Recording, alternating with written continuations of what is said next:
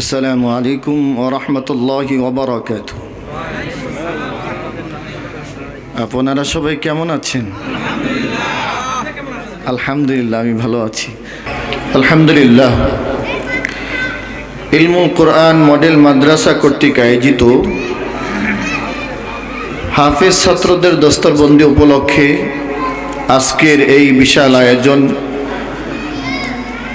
বাৎসরিক ওয়াজ ও দোয়ার মাহফিলের সম্মানিত সভাপতি, আজকের মাহফিলের প্রধান আকর্ষণ, প্রধান মেহমান, আমাদের সকলের শ্রদ্ধেয় বড় ভাই, ঢাকা জেলা বাংলাদেশ জামাতে ইসলামীর আমির জনাব মোহাম্মদ দেলোয়ার হোসাইন।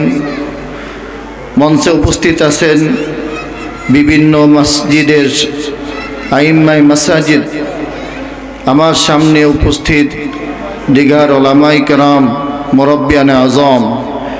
আমরা সর্বপ্রথম সেই মহান মনিবের দরবারে দিল থেকে শুকর আদায় করছি যে মহান মনিব আমাদেরকে আজকে এই জান্নাতের বাগিচায় আসার, বসার, কিছু কথা বলার, কিছু কথা শোনার তৌফিক দিয়েছেন। সে মহান মনিবের দরবারে দিল থেকে কালিমাতুশ শুকর আদায় করছি আলহামদুলিল্লাহ। প্রিয় বন্ধুরা আমার, আমরা যে আলহামদুলিল্লাহ বলেছি, যে জবান দিয়ে, জবানের মালিক কে? আরো জোরে বলেন, মালিক কে? সেই মাবুদের দেওয়া জবান দিয়ে শুকরিয়ার আওয়াজটা কিন্তু তেমন হয়নি। আমরা আজকের এই মাহফিল পেয়ে খুশি না বেজার? অল্প না বেশি? আর একটু গলা ছেড়ে উঁচু আওয়াজে বলুন আলহামদুলিল্লাহ। লক্ষ কোটি দুরূদ ও সালাম পেশ করছি বিশ্ব মানবতার মুক্তির দূত, আখিরে জবানার পয়গম্বর, আমার নবী, আপনার নবী, আশরাফুল আম্বিয়া নবী মুহাম্মদুর রাসূলুল্লাহ সাল্লাল্লাহু আলাইহি ওয়াসাল্লামের উপর। প্রিয় ভাইরা আমার, সময় একেবারেই কম। অল্প সময়ের ভিতরে আমি আজকে যে এক আয়াতে কারিমা তেলাওয়াত করেছি আপনাদের সম্মুখে, আপনাদের কাছে দোয়া চাই, রব্বে কারীমের কাছে সেই তৌফিক কামনা করছি এই আয়াতের আলোকে দুই চারটি কথা যেন আমি বলতে পারি। ওমা তৌফিকি ইল্লা বিল্লাহ আলাইহি তাওয়াক্কালতু ওয়া ইলাইহি উনীব। প্রিয় বন্ধুরা, আল্লাহ সুবহানাহু ওয়া তাআলা এই আয়াতে কারিমার ভিতরে এই পৃথিবীর মানুষকে সতর্কীকরণ বলা যায়, আবার এই পৃথিবীর মানুষকে তার জীবনটাকে শুধরানোর জন্য কঠিন চমৎকার আল্লাহ সুবহানাহু ওয়া তাআলা সতর্কবাণী আল্লাহর পক্ষ থেকে। সেটি কি? আল্লাহ সুবহানাহু ওয়া তাআলা বলেন, বিসমিল্লাহির রহমানির রহিম, ওয়ালাকাদ যারানা লিজাহান্নামা কাসীরাম মিনাল জিন্নি ওয়াল ইনস। রব্বে কারীম বলেন, অধিকাংশ মানুষ আর জিন জাতি পরকালে জাহান্নামের দিকে হবে, জাহান্নামের দিকে যাচ্ছে, জাহান্নামের দিকে এগোচ্ছে, জাহান্নামের ইন্ধন হবে। এবার বন্ধুরা কি কারণে হবে শুনুন। রব্বে কারীম বলেন, লাহুম কুলুবুল লা ইয়াফকাহুনা বিহা। এক নম্বরে আমি আল্লাহ প্রত্যেকটা মানুষকে একটা অন্তঃকরণ দিয়েছি, যে অন্তঃকরণ দিয়ে দুনিয়ার ভালো মন্দ, খারাপ ভালো সব কিছু বোঝে, দুনিয়ার বাড়ি গাড়ি সব বোঝে, মজা বোঝে, কিন্তু এই অন্তঃকরণ দিয়ে আমি আল্লাহকে চিনে না।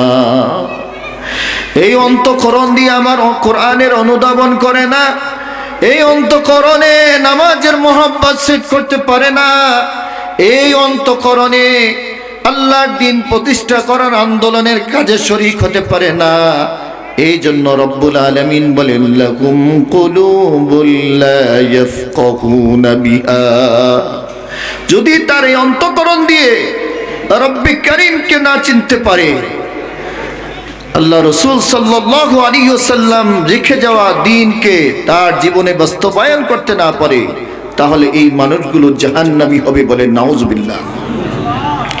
বন্ধুরা আমার, আপনাদের কাছে প্রশ্ন, আমরা এক সময় ছিলাম জান্নাতে, জোরে বলেন কোথায় ছিলাম? আরো জোরে কোথায়? আল্লাহ সুবহানাহু ওয়া তাআলা জান্নাত থেকে আমাদেরকে দুনিয়া নামক এক কূপে ফেললেন। এটা একটা কূপ, দুনিয়া। জাহান্নামের দুনিয়াটা হলো দুনিয়া না, একটা কূপ। এবার প্রশ্ন বন্ধুরা আমার, দুনিয়ার কোনো মানুষের কোনো জিনিস যদি কূপে পড়ে যায়, কূপ থেকে তার কোনো জিনিস উঠানোর জন্য সবচেয়ে উপকারী জিনিস কোনটা বলেন তো? রশি। জোরে বলেন কি? রশি। আমার আল্লাহ, আপনার আল্লাহ, গোটা জাহানের আল্লাহ, তিনি বললেন আমি মানব জাতিকে সৃষ্টি করার পরে দুনিয়া নামক জাহান, দুনিয়া নামক গর্তে ফেললাম। এই গর্তে উঠানোর জন্য আমি আল্লাহ আবার একটা রশিও দুনিয়ার মানুষকে দিয়ে দিছি। বলেন সুবহানাল্লাহ। রব্বে কারীম তার একটা বান্দাও যেন জাহান্নামী না হয়, এই জন্য আল্লাহ সকল কৌশলগুলো দুনিয়ার মানুষকে বলে দিয়েছেন। বলেন আল্লাহু আকবার। বন্ধুরা আমার, দুনিয়া নামক কূপ থেকে উঠিয়ে আবার জান্নাতে যাওয়ার জন্য যেই রশিটি আল্লাহ তাআলা পাঠালেন, সেই রশিটির ব্যাপারে আল্লাহ তাআলা বলেন ওয়াতাসিমু বিহাবলিল্লাহি জামিআন ওয়া লা তাফাররাকু। রব্বি কারীম বলেন আমার দেওয়া দ্বীন ইলাহি, আমার দেওয়া জীবন ব্যবস্থা, আমার দেওয়া দ্বীন, আমার দেওয়া কোরআন, আমার হাবিবের সুন্নাহকে তোমরা চতুর্দিক থেকে শক্তভাবে আঁকড়িয়ে ধরো। এই দিন থেকে, ইসলাম থেকে তোমরা বিচ্ছিন্ন হইও না। কি বলেছেন বলেন? আরো জোরে কে? আরো জোরে কে? বন্ধুরা আমার, আল্লাহ তাআলা বলছেন বিচ্ছিন্ন হইও না। বিচ্ছিন্ন হলে কি হবে শুনুন। বন্ধুরা আমার, খুব খেয়াল করে শুনুন। কোন ব্যক্তির যদি অনেকগুলি বকরির পাল থাকে, অনেকগুলি বকরি থাকে, বকরির রাখাল যদি তাকে মরুভূমিতে রাখাল পালতে নিয়ে যায় মরুভূমিতে চরানোর জন্য, হঠাৎ যদি তার মধ্যে থেকে দুই একটা বকরি যদি পিছনে থাকে, এই বকরিগুলোকে বাগে খাওয়ার ভয় আছে না নাই? জোরে বলেন আছে না নাই? এই পৃথিবীর মানুষ যারা মহান রবকে কিছু কিছু সময় মানে, অধিকাংশ সময় মানে না, তারা পিছে পিছে থাকে, এই মানুষগুলোকে শয়তান গ্রাস করে একেবারে সহজ। এই মানুষগুলোকে শয়তান এক সময় তাদেরকে গ্রেফতার করে ফেলবে। কারণ শয়তান, আল্লাহ বলছেন ইন্নাশ শাইতানা কানা লাকুম আদুওয়াম মুবিনা।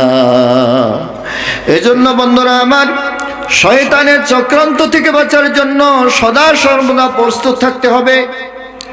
এজন্য আল্লাহ বলেন এক নম্বর জাহান্নামে যাওয়ার কারণ হবে মানুষগুলো অন্তঃকরণ দিয়ে দুনিয়ার সব কিছু বুঝবে, বাড়ি গাড়ি স্ত্রী ছেলে মেয়ে সব বুঝবে, কিন্তু আল্লাহকে চিনবে না, আল্লাহকে বুঝবে না।